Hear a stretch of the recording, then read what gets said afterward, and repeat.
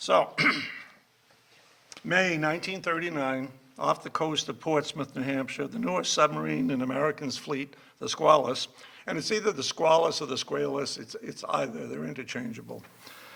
She's getting ready to join the fleet. She's going to be conducting some final test dives.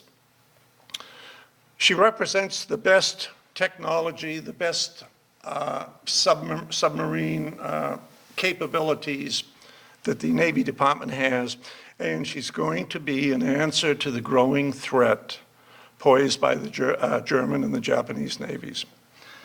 She's a fleet-type sub, overall length 310 feet, 27-foot beam. She displaced 1,450 tons. On the surface, her top speed, 16 knots. She's powered by diesel engines, 4 1,600 horsepower engines. That's on the surface. When she's submerged, she gets her power from 126 lead-acid storage cells. These are the batteries. Each battery weighs 1,650 pounds.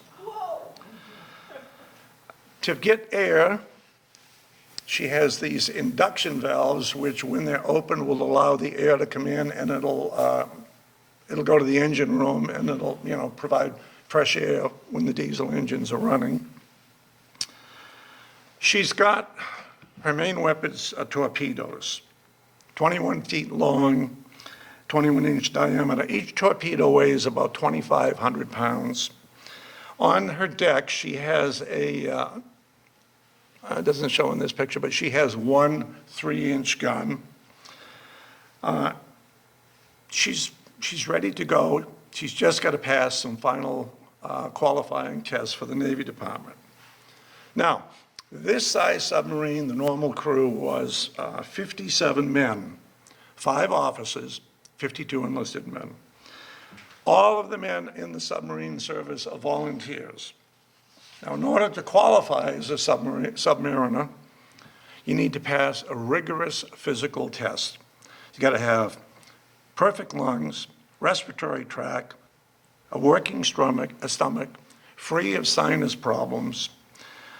Your ears must be able to withstand a pressure greater than 50 pounds square inch, because that's the pressure you would be subjected to if you had to use the Mumsen lung, which was an escape device. Hearing levels have to be above average. And then from a behavioral aspect, you must have no irritating habits or nervous traits that would grate upon your fellow crewmates. And cleanliness is a must. Now, if you're an officer, to qualify for submarine service, you have to have all those requirements. Plus, you have to have a flawless record of 2 years service. Now, if you qualify, you become a member of an elite unit. Aboard subs, there's far less spit and polish. There's far less protocol. You learn, the confined space forces you to learn to live together and to work together.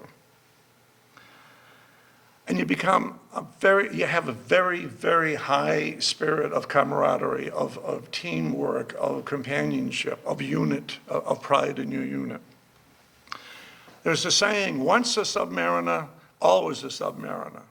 Now, I'm not going to jump ahead, but to prove that theory, of the 33 men rescued in the rescue of the Squalus, all 33 signed up again for the submarine service. You had some extra benefits. For enlisted men, your base pay was $54 a month, but you had a 25% bonus. In addition, you also received $1 per dive, but not to exceed 15 dives a month. So the money just kept rolling in. Food was good. Food was always of the best quality. Now, in the late 30s, America is still working her way out of the Depression. And to young men all over the country who would be looking at recruiting posters saying, join the Navy and see the world, and it shows somebody, the ship pulling into an exotic port. Well, what happened was, jobs were scarce. You join the Navy, you learn a trade, You have 3 meals a day. You have a regular place to live. You have baseball teams. You have movies. You have ice cream. You have a social life. And you're also serving your country at the same time. On her crew, there were 38 men from different states. So again, it shows you the widespread appeal of jobs in the Navy. May 23rd, here she is. These are pictures on her launching. Between the time the ship is launched, the boat's launched, and the time she joins the Navy, she has to go through a series of tests, making sure that everything is working accordingly and that she can meet the requirements that the submarine fleet needs. On the morning of the 23rd, she's preparing for a test dive. She's got to simulate a high-speed dive for an emergency battle station depth. She has to be at periscope depth, 50 feet below, in less than 60 seconds. Commanding officer, Lieutenant Oliver Naquin, class of 25, Annapolis. He wants to knock 5 seconds off. He's not happy with the results so far. So she's going out for this test dive. On board, she has the regular crew, but she also has 3 civilians, one of whom is the civilian technical superintendent at the Portsmouth Navy Yard, and the other 2 are electrical or mechanical engineers. Their job is to make sure that if there are any problems, they can identify them quickly. They're the plant representatives, if you will. Squalus is heading out to sea. She's going to go out past the Isle of Shoals. The weather's turning. Clouds on the horizon, the sun's fading, the wind's picking up, rough seas. Naquin is going to head to an area about 5 miles past the Isle of Shoals. Estimated depth is 250 feet. At 8:13 in the morning, according to the ship's log, notification and location of the dive site is sent to the Portsmouth Navy Yard. This message was sent, and either there was a discrepancy sending the message or receiving the message. At any rate, the message indicated that she would be 5 miles further east than she actually was. At 8:30, Naquin orders rig for dive. The next sound you hear is that of the Klaxon dive alarm. On the surface, the North Atlantic surges over her. Shortly thereafter, there's nothing, she's gone. She is gone below. This is her captain, Oliver Naquin. Pretty well-respected guy, loves the submarine service. Not the worst guy in the fleet, but pretty demanding. Here's a picture of her schematics, and basically, she was a typical fleet submarine, World War II. You have the control room here. You have the conning tower here. You have the torpedo tubes forward and aft. You have the steering room, and then you have the after engine room. You have the forward engine room. You have the battery, after battery storage area. And forward, you have forward batteries, and you have, the various parts of it. Not a terribly complicated boat, but the design and the functionality, they got high grades. Here's the newspaper headline. What happened was, at the beginning of the dive, there are 10 men in the control room. All indications point to a well-orchestrated test dive. Throughout the ship, men are at their stations. They're monitoring all the visual indications, the gauges, the dials, the pressure, the depth recorders, and the Christmas tree. The Christmas tree was a bank of lights, and when the lights were all green, that indicated everything is secure. When the lights were red, that indicated there were various openings, there were valves left open. As But in the dive, at this stage, everything's going according to Hoyle. Nakin's got a stopwatch, tracking the time. It looks to be on track. Seconds later, Yeoman Second Class Cooney, he's the control room talker. He gets a message from the engine room. Sir, the engine rooms are flooding. At that moment, everybody looks at the Christmas tree. Lights are all green. What the hell is happening here? Why are we taking on water? Well, the water is pouring in here. They try to blow ballast. They try to turn to raise her toward the surface again. That really doesn't work. All throughout the ship, men are trying to stop the leaks by closing the valves. The angle of descent is getting steeper and steeper and steeper. Watertight doors are being closed in spite of the screams from men trapped in the flooded compartments. The lights fail. They're replaced by emergency lights. These emergency lights cast a very eerie glow upon the surroundings. Water's shooting out of pipes and leaking valves. She finally settles on the bottom, 243 feet below the surface. Her lights are out. She has no heat. She has no power. The water temperature outside the hull is near freezing. A lot of the men are soaking wet from the incoming water. Nobody knows for sure the condition of all the other major compartments. No communication from the areas aft. No communication from the engine rooms, from the battery room, torpedo room. Voice communication is not working.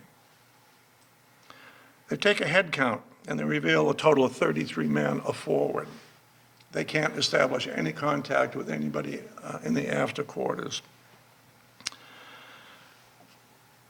It had to be in every man's mind the realization that as of 1939, there had never been a successful rescue of men trapped in a submarine at this depth. Men going into the submarine service usually thought, yeah, it happens, but it's not going to happen to me. Or, you know what, if it does happen, it's quick. But there's nothing you can do about it. Two American submarines, the S-4, was sunk in December 1927 off of Cape Cod. A ferry ran into her, cut her in half. She went down in water 110 feet deep. No survivors. 2 years later, the S-51 sinks off Block Island, 131 feet deep. No survivors. 6 months before this event, there was a French submarine. The surface was 25 feet from the rear escape hatch. No survivors. So they know this is what's going on. They're assessing their situation. They're pretty sure the after compartments, all of them are flooded. No communication. They believe the water came in through the induction valves. Again, these are 31-inch openings that suck air in to allow the diesels to run, in spite of the fact that the lights showed green. Naquin says to the men, huddle together, try to stay warm, sleep if possible, above all, remain calm. It's getting colder. The men are still wet. The air is becoming foul.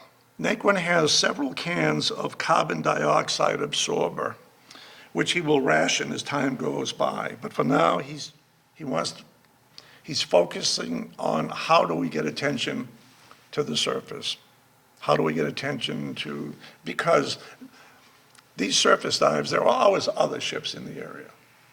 And his first decision is he will order a rocket to be fired. They have on board these rockets that would be fired from the submarine, go up to a height of about 80 feet above the water, and then explode in a huge cloud of red smoke.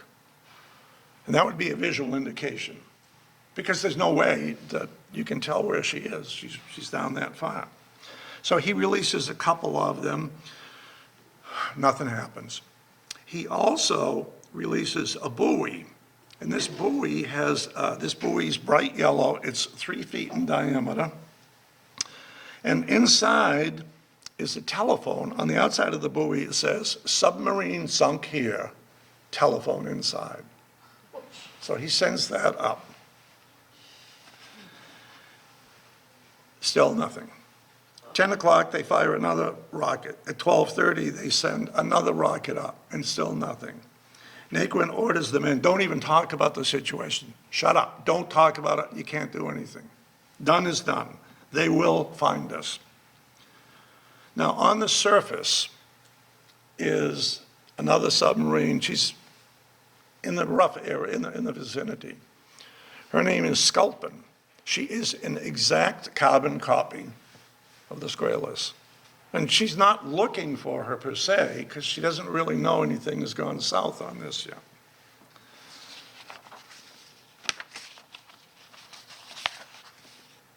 But nobody's heard from her. And back at the Portsmouth Navy Yard, they're starting to get concerned. Admiral Cole is the fellow who's in charge of the overall operation. He's looking at the operations of various submarines, including the Squalus. She's supposed to make a routine dive. She should have done that early this morning, and we should be hearing from her that she's back. Hours go by, no word from the Squalus. He's becoming more and more concerned. Checks with the Coast Guard, lookout. And he says, have you seen her? And yeah, we saw her a few hours ago, but haven't seen anything since then. He's getting more and more anxious. He talks to the head of submarine operations, advises him of it, and the decision is, and he also asks the status of the Falcon. Because the Falcon is an ex-minesweeper. She's converted into a submarine rescue vessel. She's stationed in New London, Connecticut. And she's one of the first Navy vessels to be earmarked for a submarine rescue. She carries a rescue chamber, a recompression chamber, airlines, electric cables, telephone lines, and everything else needed in a rescue operation on a downed submarine. Equally important, she also has a contingent of the most qualified Navy divers assigned to her. So the Falcon is going to be absolutely pivotal in the assistance of rescuing her. The bad news is she's not big. Everything is jam-packed on her for space. She's slow, and she's only 1,600 tons, which is a problem because she needs to be held in a fixed location once she's in operation.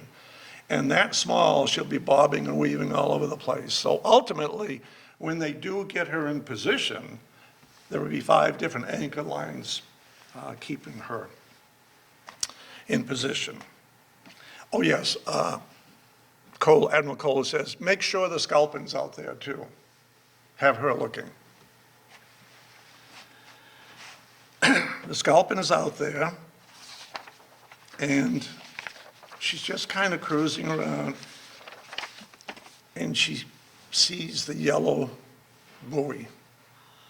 And it's like, they immediately go up, and they pick up the telephone, and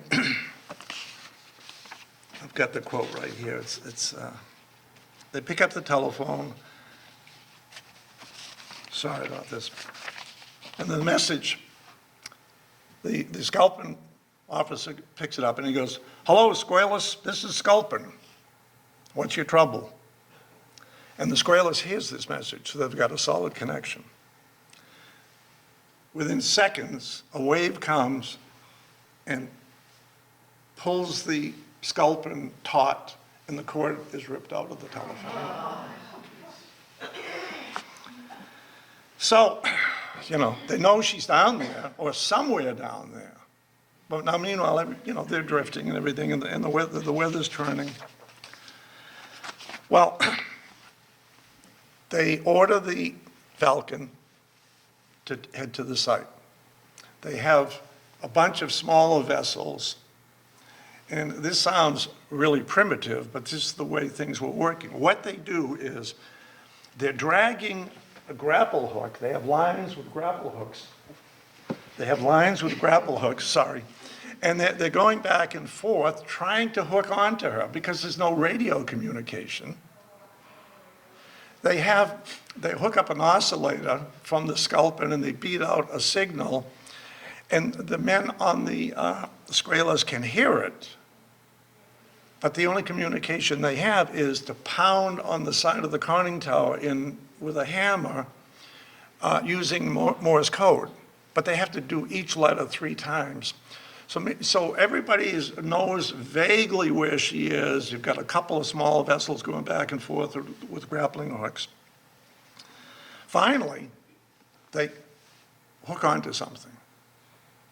And as it turns out, the grapple hook hooks onto one of the lines on board the Squalus. Meanwhile, back in Portsmouth, Admiral Cole says, "Get Mumson. Get Mumson up here immediately." Mumson is Swede Mumson. He's Annapolis, class of 1920.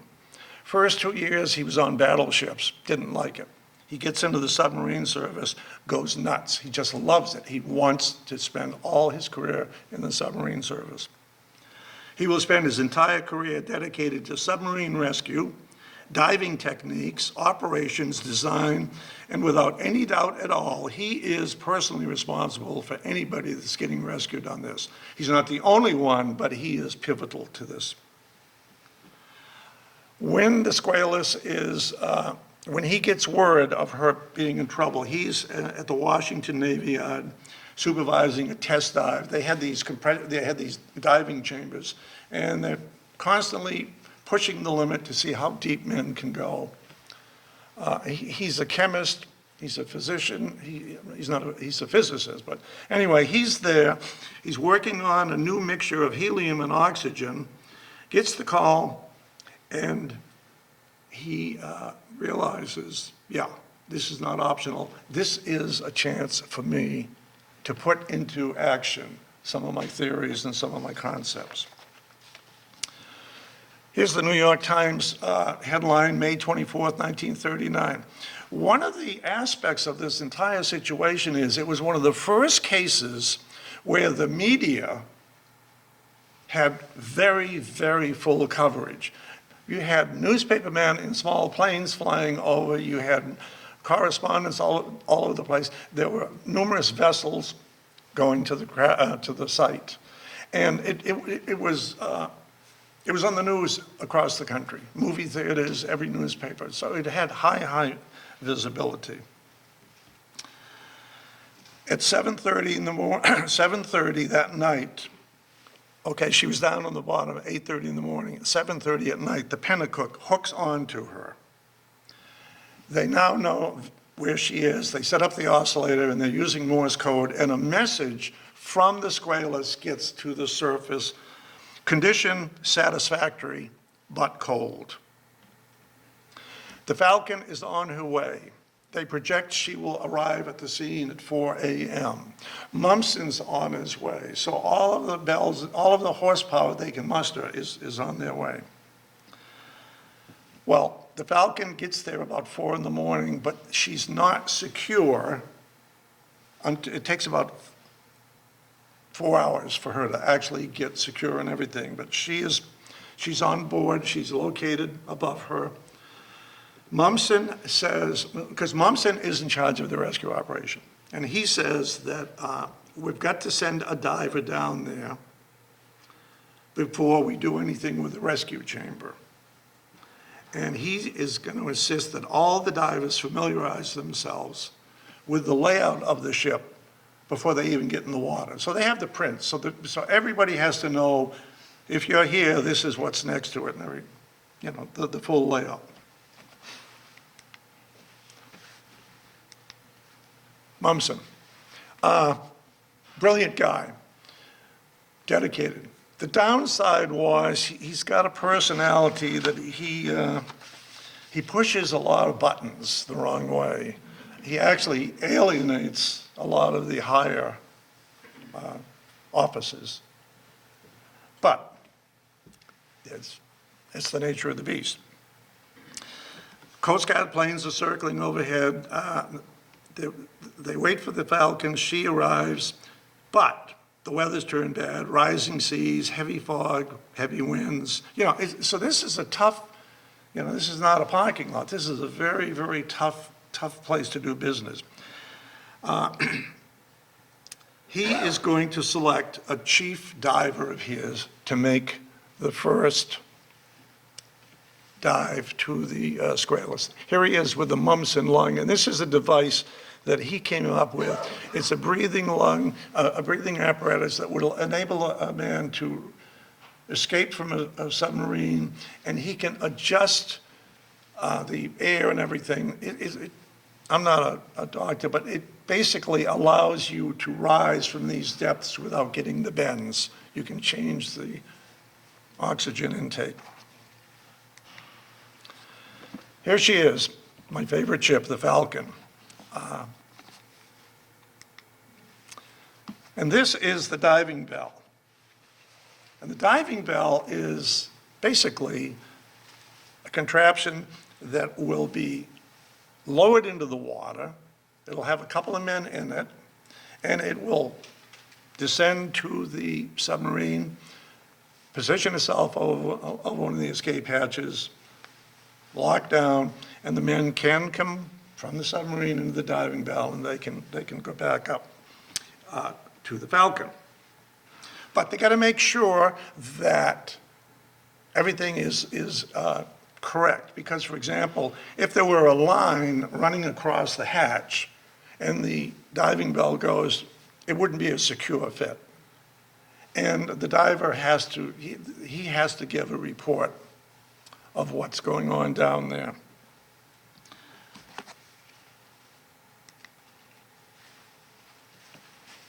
Here she is.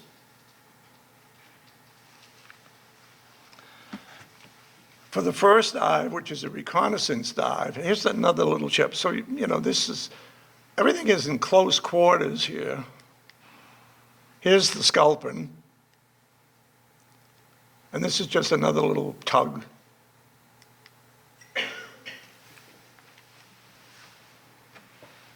Oh, this shows you how crowded things are on the Falcon. So he's picked the guy to take the first dive down. The guy's name is Martin Savitsky. He's an experienced diver. He's been with Mumsen at least, many, many years. He's going to be in full diving gear. This diving gear, the helmet, the weight belt, the air hoses, the lead shoes, that's going to weigh 200 pounds. So it isn't like easy maneuverability. When you get down at these depths, what happens is 200 feet, 250 feet, you face mental challenges. You lose focus. It's very easy to become confused. You lose memory loss. You even become giddy. So there's a whole range of emotional things that are working against you beside the physical demands. They need to constantly repeat what they are going to do. Savitsky's going down there, and his focus is to make sure the hatch is free, there's nothing lying on top. And he has to repeat that constantly. And he's in constant communication with Mumsen topside.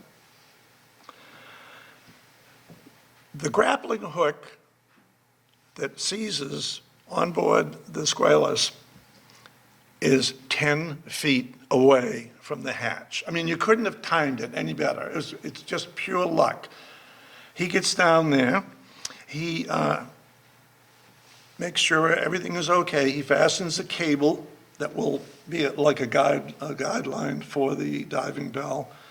And he spends 22 minutes on board the Squalus, and he spends 40 minutes getting back because of the different pressures and everything. Mumsen goes up to him. There he is, big guy, very, no-nonsense guy. Mumsen goes up to him, looks at him and goes, "Well done, Ski." And that's the accolade that he gets. So the rescue chamber is now ready to be lowered. 2 men operated on the descent. Mumpson's concerned with how many men you're going to be able to fit in this, because this is, I mean, they've had experiments, but this is the truest test they can have. So the first trip down is going to hold 7 men. Now, who's going to be the first guy to get on board? It'll be a civilian. In this entire episode, nobody's jockeying or vying for position. Nobody's trying to cut in front of it, you know. They just wait for their turn. Harold Preble, he's the senior civilian, is going to be on board. And they're also going to have an officer, one officer, because the officer is going to have to relay information to the authorities, and they want some semblance of control. So there'll be one officer. The men are just waiting. 7 men go up. Successful. The next trip, the second trip, they figure they can take 8 men on. That's the maximum. So they load her up, and they take a second trip, and they get, and the men are getting out of the bell, and they're counting, and they go, wait a minute. We got too many.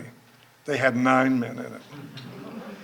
So what happened is this makes it a lot easier because they can get 8 maximum, and they've only got 16 men left down below. So it's going to be 2 more trips. Who's the last guy to get on board? No. All right. Yes.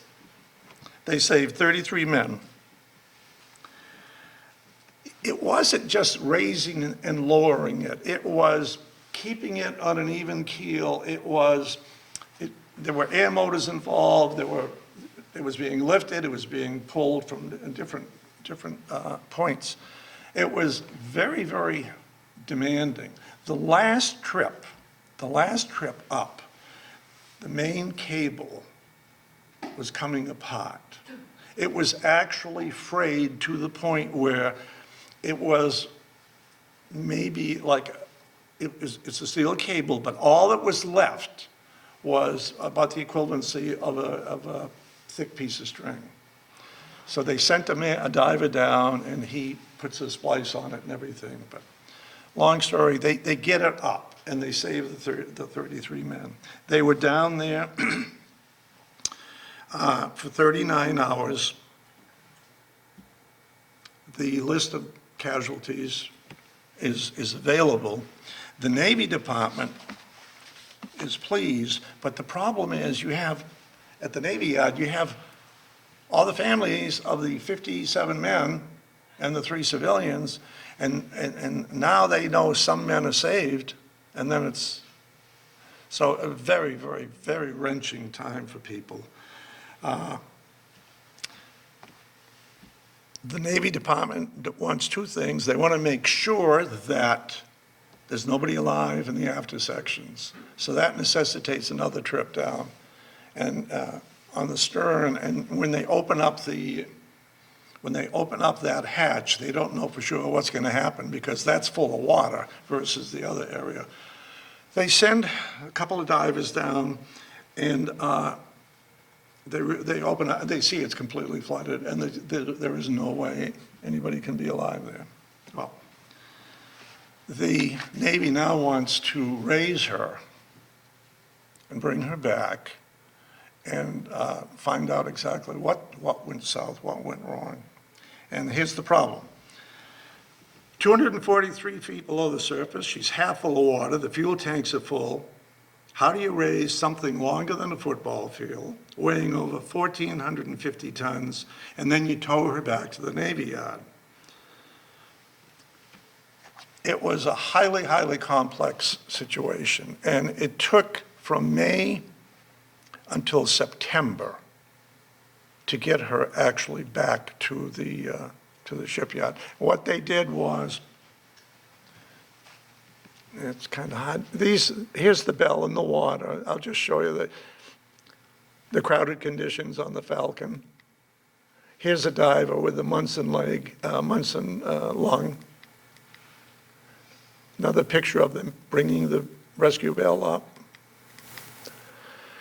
Here she is. They brought her up by raising, she's on the bottom. What they intended to do was they had these pontoons, and the pontoons would raise her to a certain level, and then they would tow her, and then they would tow her back to the Navy Yard, but as the depth changed and everything, they had to reposition the pontoons. On the back, for example, right in the very, very back, what they had to do was they had to dig a channel or a hole underneath the stern, which was buried in the mud, to run these cables underneath her, and highly, highly dangerous work. People people working at those depths could only be very, very limited amount of time, and it was very, very dangerous. Here's a picture of her bow as she surfaced in the salvage attempt. This is one of the more famous pictures, and you see all the different boats around. Again, these are the pontoons that have risen to the top. There's a pontoon over there that's floating to the top. Here she is, pretty much ready for towing. Again, another picture, because this is various stages of the ascent and everything, and it happened so quickly too, once she did broach the top. She came up so quickly, she almost knocked this boat over, and Mumson is standing there, and he almost fell in. Here's the size of the pontoons with men standing on her. It was a very, very difficult engineering task. She's being towed into the Portsmouth Navy Yard. Again, that's the size of the pontoons. They were huge. Here she is, back in the Portsmouth Navy Yard. The inside compartments, some flooding, mud, some damage. Torpedo room. I mean, these, submarines, we've got at least one submariner here. I mean, they are just so crowded. My question is, why would you want to do that? But another picture. So here she is. She's going to be cleaned up. She's going to be refurbished. Finally, the amount of dives involved to get her up, to rescue the men and to get her back to the Navy Yard were 640 dives. Not a man was lost. This rescue operation was watched by a lot of navies in the world because this is all brand new, all brand new. And this is just at the start of the World War II. Yeah, it hasn't even started, 1939. Yeah, and it's just before Hitler went into Poland. Yeah, yeah. So a lot of countries ordered the rescue chamber. Now, the rescue chamber, Mumson was very, very involved in the development and the utilization of it.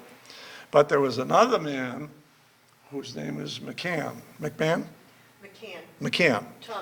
Thomas McCann. And he was equally dedicated. The thing is, it's not the Mumson chamber, it's the McCann rescue chamber. Because McCann did not irk or irritate or do other things to some ranking officers.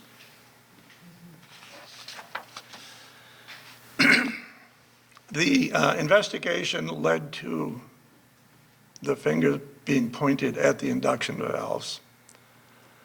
There's still, it wasn't like 100%, yep, that was the problem, but that was the bulk of the evidence pointed to that. But the positive things coming out of this war, gave much, much bigger focus to diving, to training, rescue work, established the Naval Training School for divers in 1942. It, it really was something. So the Squalus was refurbished, and on May 15th, 1940, she's recommissioned with a new name, the Sailfish, because nobody in their right mind is going to serve on a ship that's already been sunk once. Allegedly, Sailfish was given to her because Roosevelt was reminded of the beauty of a sailfish surfacing, and when she did surface, that's kind of a rumor, I guess, but she will go into the Pacific. War is broken out. There's another picture of her.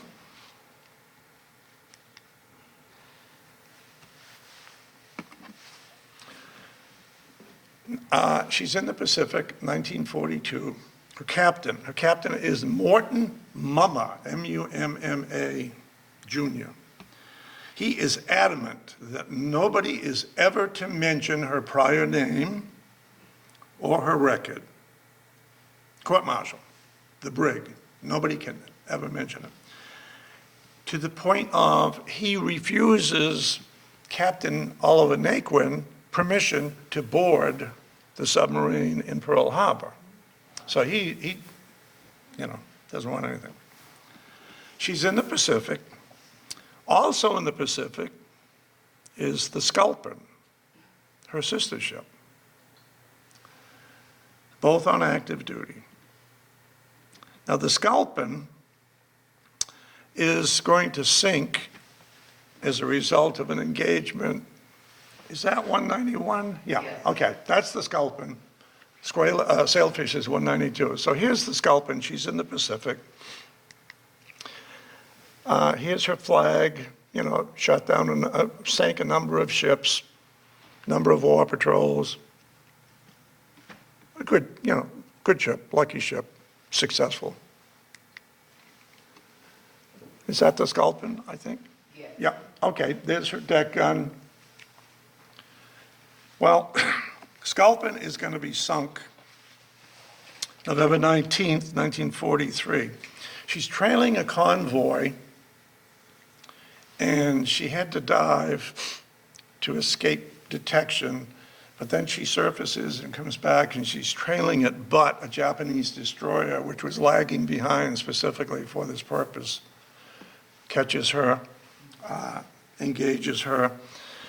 She dives, but she's damaged, and the destroyer finishes her off. Some of her men escape.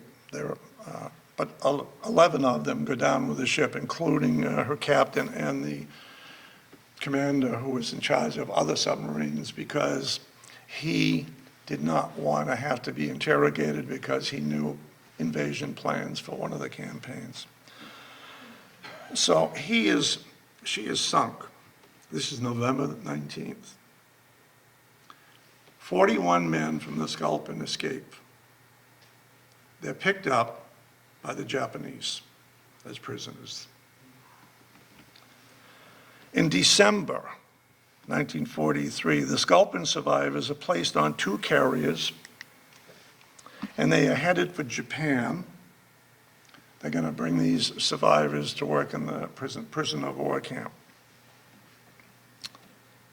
21 of the survivors are on board this Japanese carrier. This is the Chuyo. She is torpedoed and sunk by the Sailfish. Oh, my God. I mean, talk about irony. Obviously, the Sailfish doesn't know they've got American prisoners on there. But and they don't find this out until after the war and the prisoners are released. One man survived the sinking of the Chuyo, and that's how they found out what happened to her. The Sailfish, her record was 7 ships sunk, 45,000 tons. She received 1 presidential unit citation. She had 10 patrols. Sculpin lost, she sank 3 ships, 9,800 tons, and then she was lost. Total losses of American submarines, 52 submarines in World War II. 374 officers, 3,371 men. Total number of aviators rescued by submarines, 504. The Navy took excellent, they spent a lot of time trying to keep the submarine crews healthy. And after every war patrol, they would go through some exhaustive testing and screening to make sure that they were okay. To be depth charged in a submarine had to be a horrible experience. To be on those close quarters month after month. But ironically, they, at the end of the war, they tabulated all of the patrols. And there were, all of the patrols totaled 114,000 men and 12,160 officers. So you got 126,000 men involved in this. Of that population, there were 56 psychiatric discharges. How they would, I mean, they would look for signs of instability. They would make sure they got adequate R&R after a tour. They're constantly looking and evaluating the crew. So it was amazing. People were highly, highly dedicated to the service. Portsmouth Navy Yard. Portsmouth Navy Yard is the oldest Navy yard in America. It was the first. And during World War II, they built over 75 submarines. The record was 4 submarines launched in one day. They had 25,000 employees at the Portsmouth Navy Yard. The last comment is Naquin, Captain Naquin. So he is in the Pacific. He's not in the submarine service. He's on a heavy cruiser. He sees a lot of action, a lot of combat in Guadalcanal and other campaigns. He ends the war he's got a desk job. He's in the Mariana Islands. And his job basically was, he's in command of ships coming and going in this particular area. Ships would go from his command zone to the Philippine Sea command zone and so. Anyway, he's doing fine. It's July 1945, and there's a ship called the USS Indianapolis. And she delivers the atomic bomb to Tinian Island. She then has to report to Guam for routing instructions, her routing orders. She has to go to what you call the port director. He's the dispatcher, if you will. So the captain of the Indianapolis reports that he goes, where am I going? They go, well, you're going to go to the Philippines. Okay, what route? You're going to take such and such a route. Look, I've been away, we've been out of action for a while. What's going on? How are things here? Answer, pretty quiet. Japanese just about dead, nothing going on, nothing to worry about. Captain, well, okay, but can I have an escort? No, haven't got any. Most of the destroyers that we could use as escorts were damaged at Okinawa and everything. So the captain goes, well, you sure? Yeah, no problem, you can. Okay.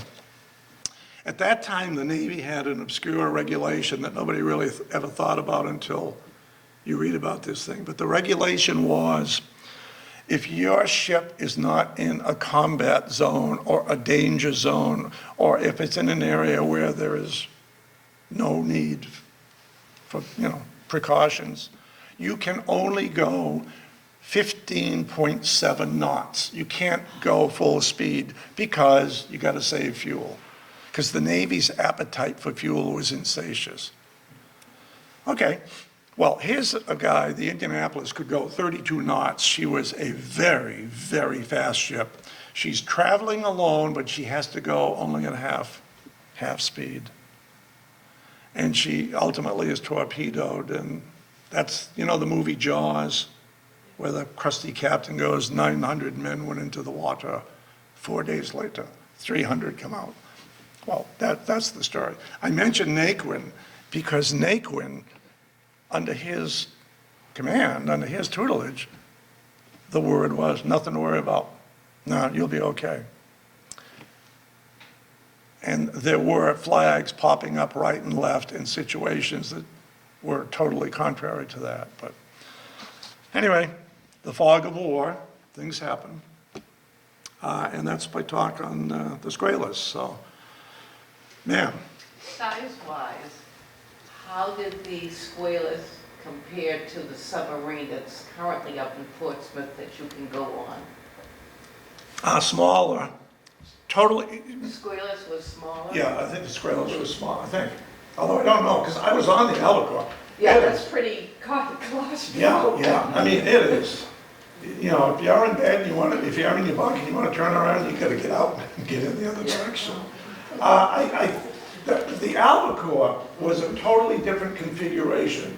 The Albacore's hull was designed for speed, really speed, and somewhat stealth, but speed, because she's much more of a round, almost like a hot dog, a torpedo shape. But I think maybe she was smaller. I don't know. Good question. Sir? Was there ever another instance of the diving bell being used to rescue people off the sub again? Good question. I don't know. My inclination is that they would have, but I honestly don't know. One of the problems was with with the new technology and the increased depth capacity of the subs, it might have ruled out. It might have been ruled out. I don't know the answer to the question.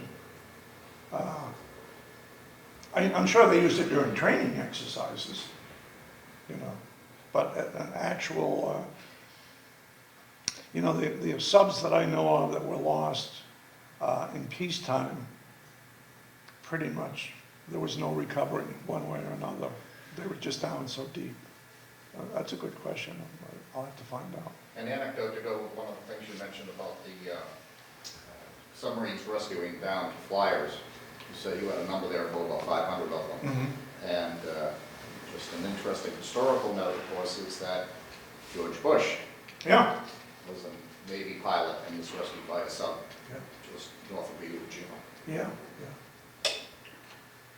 Anybody else?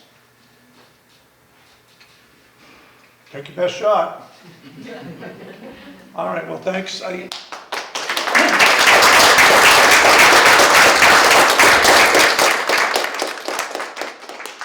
hop around a lot, and sometimes the pictures get out of sync, but it was an amazing story, though, my God. And that $1 a month per dive, $1 per dive probably turned a lot of heads. I never got it. Yeah. That was Mumson when he retired.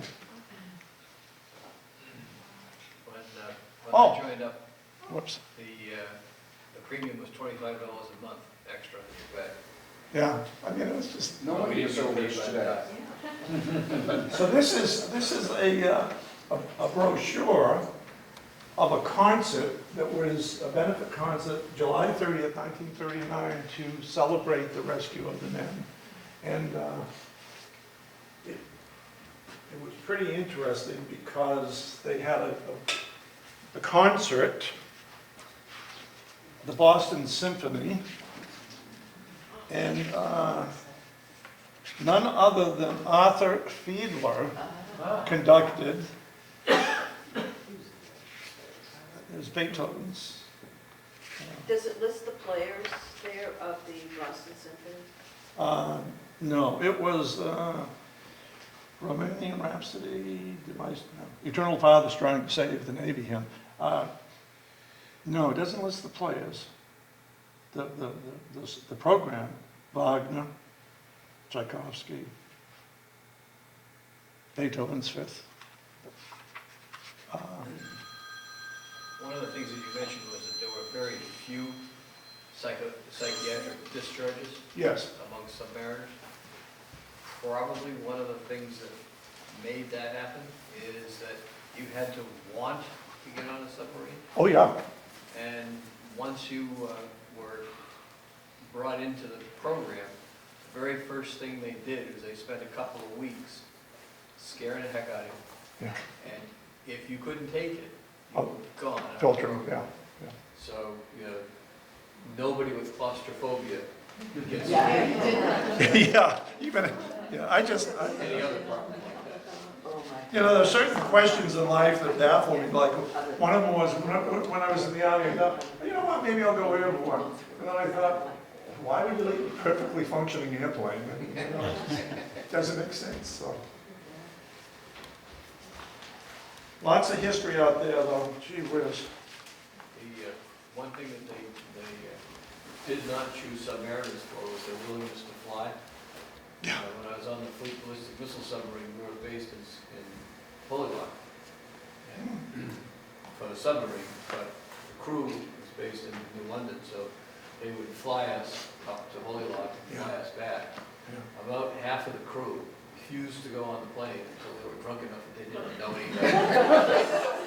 What was, In either direction. what was the length of your submarine? On the Bang and the Robert E. Lee? Thermidor, Yeah, they were a little over 300 feet, 320. okay, so something this is, like that, yeah, and about 1,800 tons, so Okay. a little bit bigger. yeah, okay. And our batteries were a little bit bigger. They were 136 one-ton All right. cells in each, the forward battery and the after battery. So it was referred to as a guppy, which is greater underwater propulsion. Okay. And those typically were the ones that got sent over to the Pacific Okay. towards the end of the war. Anybody else?